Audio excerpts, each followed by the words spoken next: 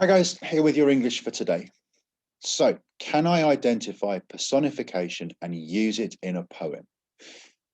First thing we need to understand, what is personification?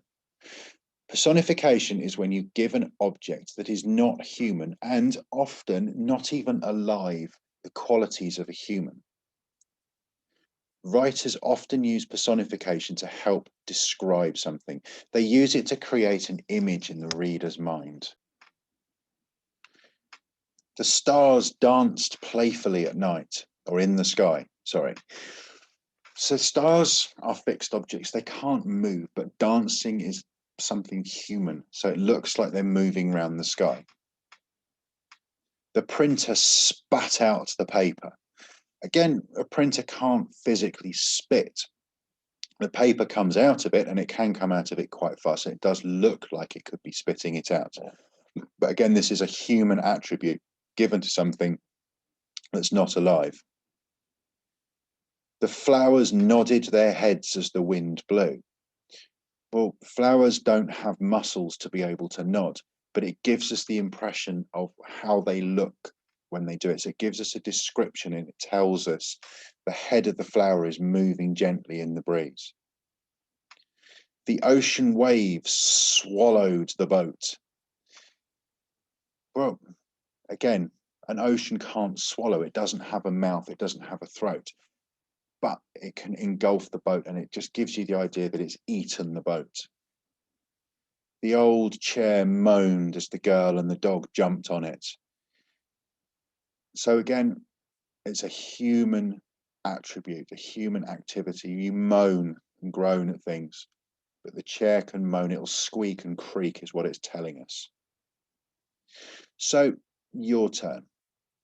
Have a look at the pictures below. Can you use these pictures to create personification? Got a sun, a car, a house, an alarm clock, and a washing machine. These words may be some use to you. Pause the video now, have a go at these.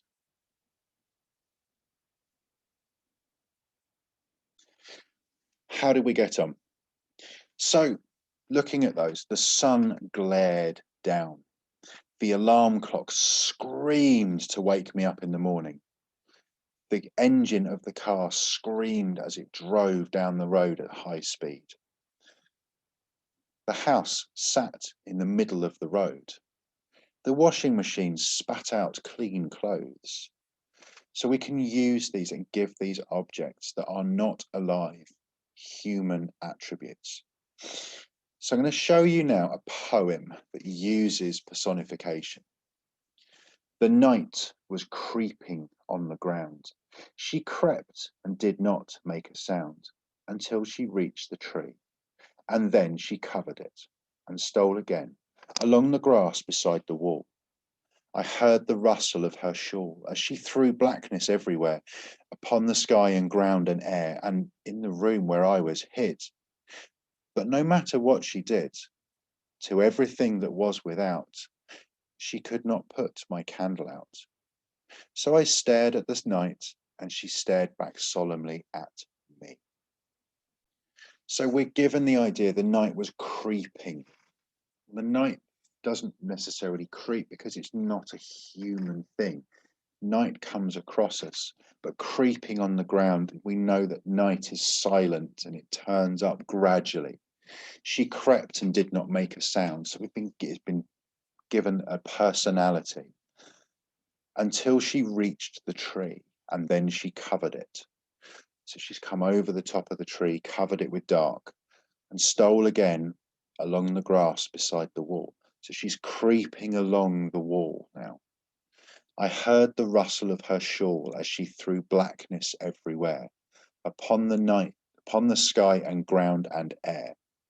So night's falling, the darkness and blackness of it is coming down. So it's in the sky, it's on the ground, it's in the air all around. And then we come to the person that's written our poem, and in the room where I was hid. But no matter what she did, to everything that was without, she could not put my candle out.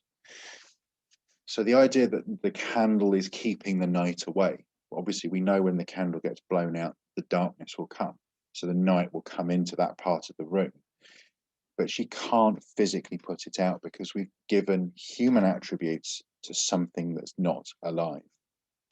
So I stared at the night, and she stared back solemnly at me.